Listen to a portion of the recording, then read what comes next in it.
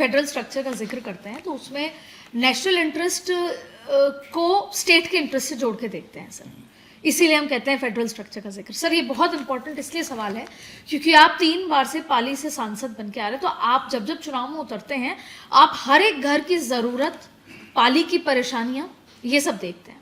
अब मेरा सवाल ये है कि जब वन नेशन वन इलेक्शन होगा तो क्या सर क्षेत्रीय पार्टी पहला, दूसरा रीजनल सेंटिमेंट, क्या ये किल हो जाएंगे? वजह जब देश का चुनाव जो विधानसभा के साथ होगा, अब तमिलनाडु का एक इशू है, चाहे वो लैंग्वेज का हो, चाहे वो लॉ एंड ऑर्डर का हो, चाहे वो बहुत ही मामूली छोटा क्षेत्र, पर वो लोग अपने चुनाव में उसको उठाते हैं, फिर हर पॉलिटिकल पार्टी को उसका जवाबदेही देनी पड़ती है। लेकिन जब नेशनल इशू पर बात होगी तो वो किल हो जाएगा। फॉर एग्जाम्पल पाली का जिक्र कर लें, पाली का कोई एक पानी का इशू है, पर अगर एक साथ चुनाव होता है राजस्थान का और देश का, तो राजस्थान के कई मुद्दे किल हो जाएंगे। आपको नहीं लगता कि कहीं ना कहीं रीजनल सेंटिमेंट और रीजनल पार्टीज दोनों के लिए बड़ा खतरा है? देखिए, अगर चुनाव साथ होते हैं विधानसभा और लोकसभा के, तो मेरा मानना है कि हमारे देश के वोटर को हम अंडर एस्टिमेट नहीं कर सकते और करना भी नहीं चाहिए। हमारे देश में खूब एग्जाम्पल ऐसे हैं कि हमारे वोटर ने विधानसभा के लिए अलग कैंडिडेट को चूज किया, एक साथ चुनाव होने पे। अलग अलग चुनाव की बात नहीं कर रहा हूँ, एक ही दिन चुनाव है, उसके बैलेट बॉक्स अलग है। विधानसभा के लिए उसने अलग वोट दिया और राष्ट्र के लिए अलग, जो लोकसभा के लिए अलग दिया। और हमारे वोटर में ये समझ जो है वो अभी की नहीं है, 1951 से। हम सोचते हैं कि ये कंफ्यूज हो जाएगा। जब हमारे 4 चुनाव साथ हुए थे 1951 से लगा करके 1967 तक, जनरल चुनाव के साथ में विधानसभा के चुनाव साथ में हुए थे। उस समय अगर आप देखते हैं हमारा वोटर जो था, उस समय तो देश जब आज़ाद हुआ तो एजुकेशन की भी बहुत कमी थी। हम सोच सकते थे कि एजुकेशन जो आज है, अगर कंपेयर करें उसको, अगर हम तुलना करें आज के एजुकेशन का लेवल कितना बड़ा है और उस समय के एजुकेशन को, तो हम कह सकते हैं कि उस समय तो हमने एडल्ट फ्रेंचाइज शुरू किया।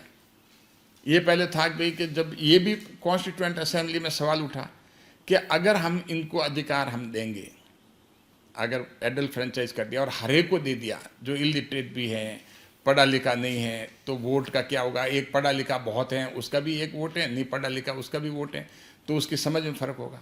लेकिन भारत के मतदाता ने, भारत के आम जन ने ये प्रूव कर दिया है कि उसको आप अंडर एस्टिमेट नहीं कर सकते। 1951-52 से जब से चुनाव शुरू हुए, कभी ने किसी ने भी ये अंगुली नहीं उठाई कि हमारा मतदाता इलिटरेट होने से, पढ़ा लिखा नहीं होने से और शिक्षित नहीं होने की वजह से उसके पॉलिटिकल सोच जो है, उसकी वोट देने की सोच है, उसके राष्ट्रीय मुद्दे और स्थानीय मुद्दों में जो फ़र्क की बात है वो हमें देखने को नहीं मिली। उसको अच्छी तरह से उसको पता था कि मुझे विधानसभा स्तर पे किस पे वोट देना और लोकसभा के स्तर पे सांसद को किसको वोट देना। ये फ़र्क हम अलग अलग विधानसभाओं का, पूरे देश का अगर आप आकलन करेंगे, चाहे आप उड़ीसा का हो, चाहे किसी प्रदेश का हो, सब में आप अलग अलग पाएंगे। आप अभी हाल ही में देखिए आंध्र प्रदेश में, वहाँ पर टीडीपी आई, लेकिन राष्ट्र के स्तर पे जहाँ पर वहाँ विधानसभा में वहाँ एमएलए वो जीते, लेकिन यहाँ पर जो हैं वो हमारे बीजेपी के भी कैंडिडेट आए। तो चाहे उड़ीसा का हो, उड़ीसा में इतने साल से बीजेपी नहीं आई, लेकिन इस बार आई। लेकिन कहने का मतलब मतदाता जो है उसको हम अंडर एस्टिमेट नहीं कर सकते।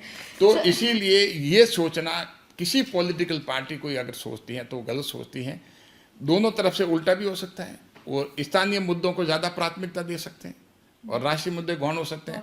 राष्ट्रीय मुद्दों को ज़्यादा दे सकते हैं, स्थानीय मुद्दों को नहीं देवे। ये तो मतदाता का विजन है कि किस समय क्या देना है। हम मतदाता को एक स्ट्रेट जैकेट फॉर्मूला में नहीं डाल सकते। मतदाता जो है बहुत ही डायनेमिक है, बहुत ही उसका विचार जो है वो दोनों जो फाइन बैलेंस करता है, स्थानीय मुद्दों को और राष्ट्रीय मुद्दों को, कौन उसके लिए ज़्यादा इम्पोर्टेंट है। तो उसके लिए मतदाता को ये नहीं कह सकते भाई आप क्या सोचेंगे।